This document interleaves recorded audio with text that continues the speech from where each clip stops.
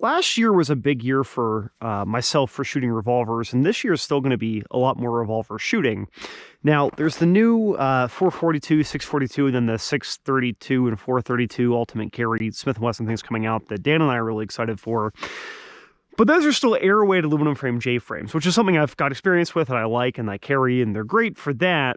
But I wanted to get a steel J-frame in 38 at some point. Well, I stumbled upon a Smith & Wesson Model 36 yesterday, and I decided to get it because I wanted the steel frame 38 J-frame. This one's very old. It has the older style cylinder release. I threw on some G10 grips that I had lying around and painted the front sight. I'm just going to be patterning some different ammo here. So I'm only at 5 yards. We're going to be doing double action pulls on the bottom B8 here. Currently, I have Fiocchi 158 grain a copper jacketed projectile loaded up here. I just want to see how it hits to the targets without having any sort of time constraint here. And then we'll cycle through 2 different hollow point ammunitions. So let's see how it is. Okay, so I did have some upward recoil there, but I had a solid trigger press and the bullet went right where I wanted it to go. So we're gonna try again. Okay. Okay, so I had one that hit the 9 ring there, and that was purely because of a kind of too fast trigger press there. So I've got some Gold Dot 135 grain plus P here. We'll see how that does. The trigger pull in this gun is quite heavy, as you'd come to expect. And I think I'm going to do a little bit of work on it, but it's very smooth, which is what I want here. So, okay, that 158 grain shot pretty well. Let's see how the 135 plus P does here.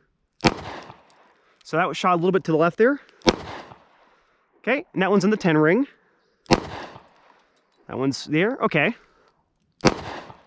That one dropped a fair bit there. I'll have to look at the footage to see if it was me that was, as I was pressing the trigger, if the gun came down. We got 1 round left here. Okay, so I will take a closer look at the target here. You can easily see the difference between the hollow points and the 158 grains. So that was probably me, but it could also be just a little bit of the ammo. That was also old Gold Dot that I had been carrying for a bit. Of course, we want to cycle through ammo as necessary.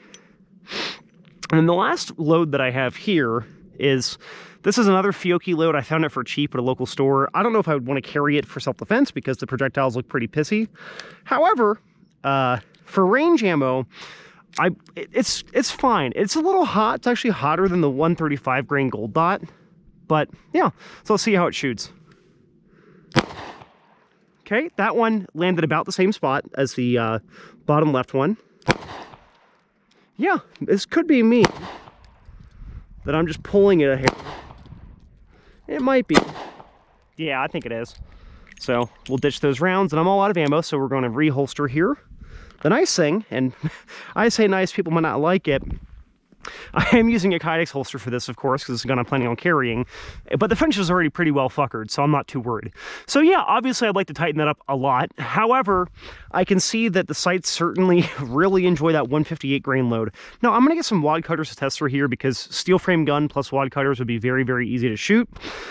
But I'm carrying 135 grain Gold Dot right now. So obviously, that was fairly slow fire, but it wasn't bad. You know, I'll take it. But we're going to keep shooting this gun and keep doing some more work to it. I think, admittedly, part of it is with my air weight, I have just better sights. You know, the rear sight is a lot wider and more open. The front sight's a little bit bigger, but as such, you can get a quicker sight picture. But I've also found that it's just more regulated better for modern ammunition. So, thanks for watching.